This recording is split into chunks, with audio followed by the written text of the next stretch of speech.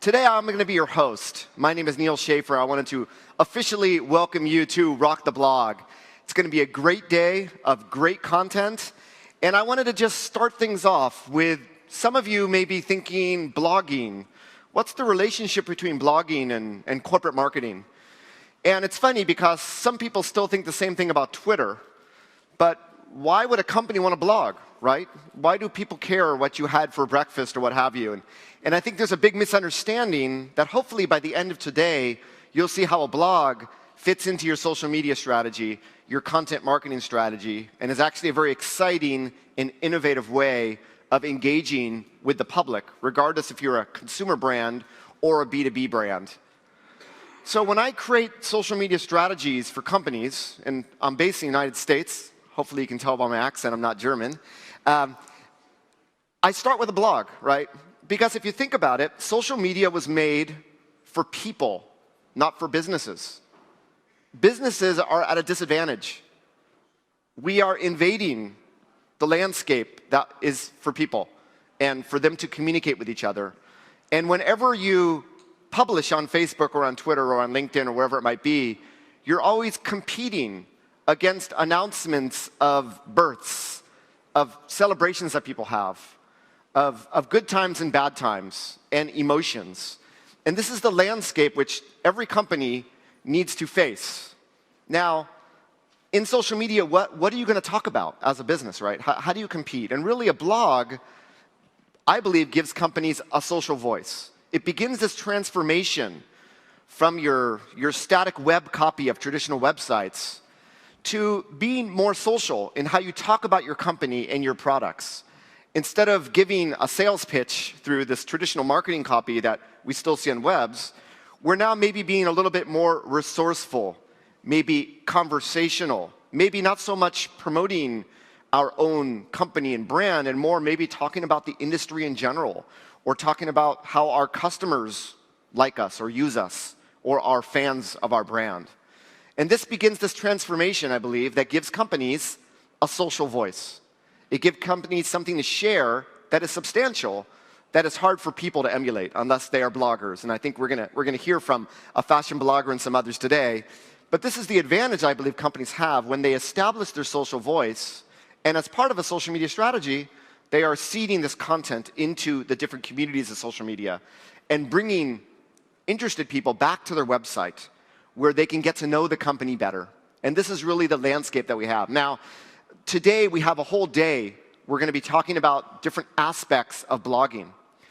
But the other important aspect we need to understand is the search engine optimization aspect of blogging. Because if you think about it, if you have a traditional website that has 10, 20, maybe 30 pages of static HTML, and then we begin to blog once a week, over the course of a year, we have now gone from 30 pages of content to 80 pages of content, right? So we've now given Google or whatever search engine is out there more content to index. And with each piece of content, we now have different combinations of keywords that we emphasize. So we get a broader reach into the search engines and more people find out about us. It's pretty magical. And this begins this transformation of looking at the analytics of who comes to your website and slowly seeing that not only do you get more from social media coming to your website through your sharing of content, but now you start to get more from search engines as well. So these are the intrinsic benefits of blogging that hopefully you've all started on your blogging or corporate blog. And if you haven't, I'm pretty confident by the end of today, you'll want to go back to your office and get started very quickly. So the challenge, though, is not only in developing the social voice and the tone of your blog, but also the content, right? What are we going to blog about? What it would be interesting about our company? And I think that every company, when they begin a blog, is challenged by this notion. And obviously today we're going to have some great examples, so you shouldn't really be worried about that. I think from a very easy to understand perspective, and I've worked with companies that have very niche B2B products, right? One example I like to use is a company from the 19th century in the United States in Massachusetts called Lewis E. Page. And they are a distributor of mesh and wire fencing. Not exciting, not sexy. What are they going to talk about, right? But they have customers. and they have a market, and that market has needs.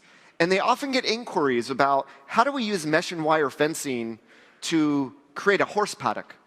I guess very popular maybe in the UK and Ireland. And so they started to blog about this. They basically started to blog about the questions that consumers had, their customers had. And they would add other elements as part of a content marketing, inbound marketing strategy.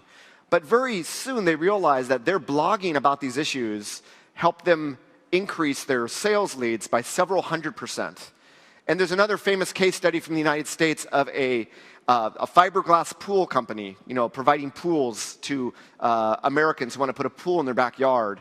And basically, when sales were down, they brought every salesman into the room and said, what are the questions that our customers are asking us when we meet them? Obviously, how much does it cost, but how long does it take? What are the dangers? How do we protect our children? There's a number of different aspects, and they basically were able to create an editorial calendar to blog once a week for, I think, over a year. So the more in tune you are with your customer, the better your company will be at social media, but the better your blog will be as well. And if you let your customer guide you, I'm pretty confident you'll be able to find the content that makes sense for your company. Now, today, this is the first time we're doing Rock the Blog, and it would not have been possible without the organizing team, who I want to bring out now as a way of introducing them all to you before we begin with the rest of the festivities. So, I want to welcome Nicole, Stephen, Thomas, Jenny, and Farrick. Yes, please.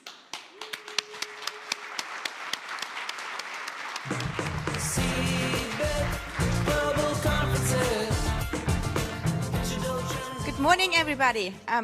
Ich glaube, ich kann jetzt ins Deutsche switchen. Thank you very much, Neal. It's a pleasure having you here. Ja, herzlich willkommen bei Rock the Block. Wir machen das dieses Jahr, wir freuen uns, dass ihr alle da seid. Wir sind total gespannt auf das Programm heute. Ich habe noch ganz viele, das Rock the Block Team neben mir stehen, mit denen wir allen zusammen das sozusagen vorbereitet haben, das Programm zusammengestellt haben, wünschen euch einen super Tag und ich gebe jetzt noch mal kurz weiter an Steven. Ja, auch von meiner Seite herzlich willkommen zur allerersten Rock the Block, #RTB15. Wir sind ganz aufgeregt, wir sind voller Vorfreude. Wir haben mit dem Team Blabster das zusammen mit der Messe organisiert. Ich finde, es war eine tolle Idee. Wir sind sehr gespannt auf den heutigen Tag. Wir wünschen allen sehr, sehr viel Spaß und freuen uns auf das Feedback nach der Veranstaltung. Und dann, wenn alles gut läuft, vielleicht sogar nächstes Jahr. Oder, Nicole? Viel Spaß! Let's give them a nice hand. Thank you. So by the end of today, as you hear these presentations, be thinking about, if you haven't started a blog, obviously the content. I like to think of content when I work with companies on a blogging strategy and content strategy. I have a concept I call buckets of content, right? So once again, what are we going to blog about on a weekly basis? And if you can organize your content into categories or buckets, let's say 4 buckets, it makes it very, very easy for you to manage and maintain an editorial calendar. So I've worked with companies, for instance, a gardening store, and half of the product that they sell are, trees and things for weddings. The other half are different types of flowers. So they're very easy to create 2 categories of content, one representing 50% of their sales, which is flowers, the other 50% being divided into the trees and the things they do for weddings. And thus it became very easy for them to create blog posts. It also became easy for them to have employees share in the content creation process. Yesterday, I talked about this concept of employee advocacy. And more companies are saying, let's include our employees as part of the voice of our brand. In fact, let's include our fans as part of the voice of our brand. Maybe we'll reach out to industry influencers to have them create content for us as well. So once you get beyond this creation of an editorial calendar and the type of content, who is going to do it all, right? And the burden doesn't have to be on one person. It can be shared across the company. It can be shared with your customers, with your partners, with influencers, and it actually should be shared in that way. This actually creates backlinks from other websites to your blog, and influencers that will want to share the content from your blog to their own communities. So hopefully you see this very deep relationship between blogging and social media marketing and why a blog really is the centerpiece of a social media strategy. I also want to talk about, we're gonna have a presentation next about content marketing. So there's sometimes confusion about blogging and content marketing and social media marketing. But a blog is that system that sits on your website, right? And a blog can include a lot of different type of content. Part of content marketing is sort of this create once and splice and dice and create many formats of the same content and share into different communities. And what embeddable content has allowed us to do is to embed YouTube videos, embed SoundCloud podcasts, obviously embed shareable images into our blog posts so that we not only attract more traffic from people that are interested in the YouTube video and what have you, but we make the content more engaging on many levels. Videos, photos, and audio. The visual we know is so important now. So as you begin to blog, or if you're already blogging, some of the things that American corporate bloggers are trying to do is really to mix up this content with these other elements.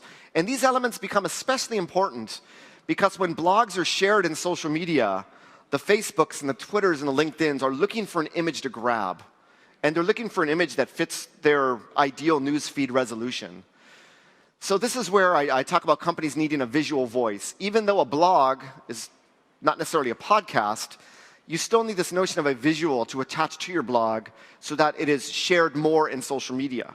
When you look through a Facebook newsfeed, it is the visuals that capture your mind. So you've created this great blog content. It's starting to get shared in social media, but without that visual piece to stimulate people, you may miss out on a potential audience. People just see text and they go right by, right? They want to stick on the visual. So think about how to include these visual branding elements into your blog as well. So as you see, Rock the Blog, we have a diverse lineup today, and it's actually, while a seemingly simple topic, it's actually quite complex, right? It's easy just to start blogging, but to include it as part of a strategy and to strategically blog and to make sure you maximize your social and get the benefits of blogging, it requires some visuals, embeddable content, SEO, obviously management of an editorial calendar, what have you. So before we begin with today's talk, I want to ask you all, how many of you are already blogging or are part of a team or that already is blogging as part of your company? Can you raise your hand? Okay. If you're not blogging, can you raise your hand? I want to see how many people are sleeping. Okay. It's quite a lot of sleepers out there. So majority of you are already blogging. Now, I don't expect you to answer when, I don't want you to raise your hand again, but I just want to do a quick shout out. What is the number one reason you're here, the number one struggle you have with your blogging? Is it you're looking for new ideas for content? Raise your hand. Okay. Is it you want to learn from best practices in the industry and you want to learn from examples of what other companies are doing? Raise your hand. Okay. So I get the pulse of the room is you're already doing it. You already think you're doing a good job, but there's always room for improvement. What are the corporate best practices, correct? Okay, very good.